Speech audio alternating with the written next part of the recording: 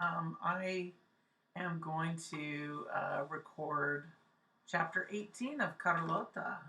We had the battle of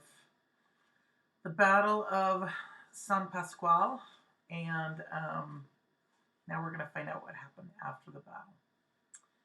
Chapter 18. A soldier got up from the place where his comrades lay and came forward toward the clump of oak trees where the horses were hidden. I don't think he saw me. He came slowly, dragging a rifle behind him. I still did not see the lancers. The gringos were far across the meadow. They seemed to be getting ready to climb the hill that was covered with cactus. I watched the soldier coming toward me. He had lost his hat and there was a gash on his forehead. The soldier didn't see me until he was standing under the first of the oak trees, looking at the horses. He was trying to decide which horse to take. He stood glancing around. He must have felt that someone was there because when he saw me sitting on my horse under the oak, he didn't act surprised. He lifted the rifle he had been dragging and held it in both hands. He cleared his throat and said, "Get down." He spoke Spanish, but poorly. I held tight to the lance with its tip of Toledo steel. I had no other weapon except a small blade strapped to my leg. I could not use the lance if I dismounted, for it needed only a thrust, but not only a thrust, but the speed of my horse behind it. "Get down," the gringo said once more.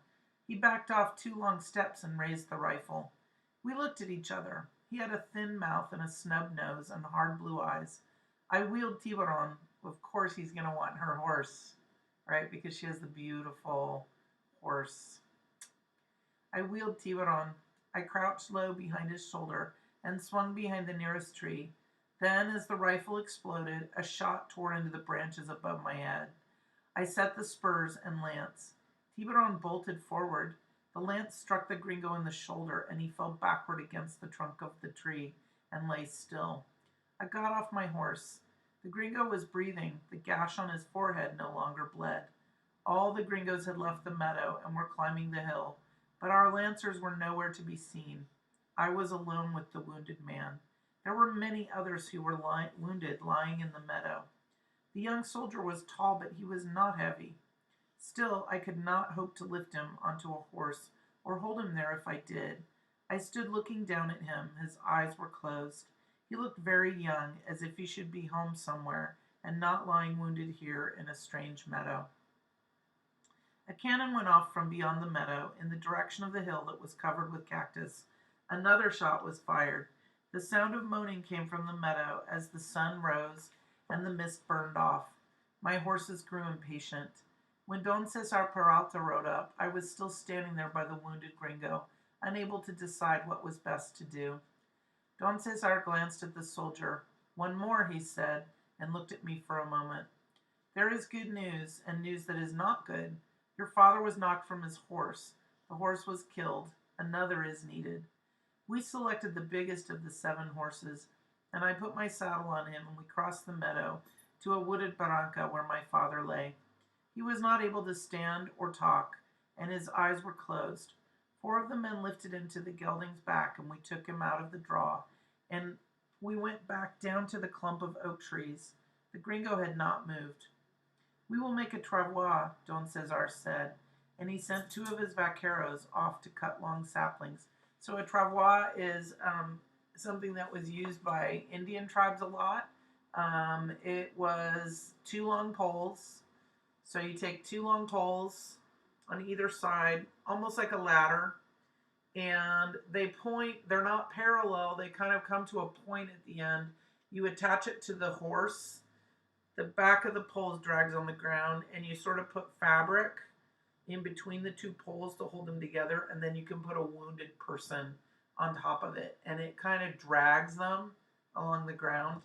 A lot of Native American tribes would move all their stuff using a travois. Sometimes they would hook them up to dogs, or sometimes they would hook them up to horses. And so it's basically like a ladder that's laying on the ground, and you either put all your stuff on it or you put someone that's wounded. It's like a stretcher that drags on the ground.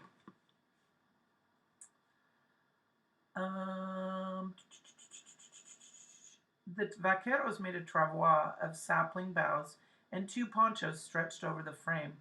With riatas they made a makeshift harness, and I fastened the travois to the saddle on one of the horses. You can ride the gelding as far as the river, Don Cesar said. I will send some of your vaqueros ahead to Dos Hermanos, and have them return to the river in an ox cart, which can be used for the rest of the journey. The fighting is over. We will keep the gringos on the hill for a night or two, but we cannot keep them there any longer. We have won the battle, not the war, but we have shown them that we are not old women, which is a thing of importance.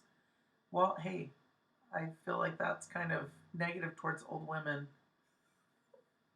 I got old woman power right here. Yeah. While they were placing my father on the travois, I went over to where the soldier lay. His eyes were closed, but he was still breathing. The lance wound in his shoulder bled slowly. I went back and spoke to Don Cesar. I will take the gringo also, I said. He was surprised. Take him where? To Dos Hermanos. For what reason? Because he is wounded and may die.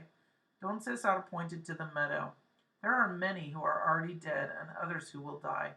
We will take him there and leave him for the gringos. They will appear at nightfall in the darkness. I looked at Don Cesar. I take the soldier also, I said. I take him to Dos Hermanos. Santa Maria, Don Cesar said. He shook his head and muttered a curse under his breath that I was not meant to hear. But he went with the vaqueros and helped them to lay the gringo on the travois. A cold wind was blowing when we started for the river. 3 vaqueros went with me. One I sent ahead to carry the news to Dos Hermanos. My father did not know that he lay on the travois close behind the young soldier. So now they're going to have a prisoner of war at their rancho as a special guest at their rancho. Awkward.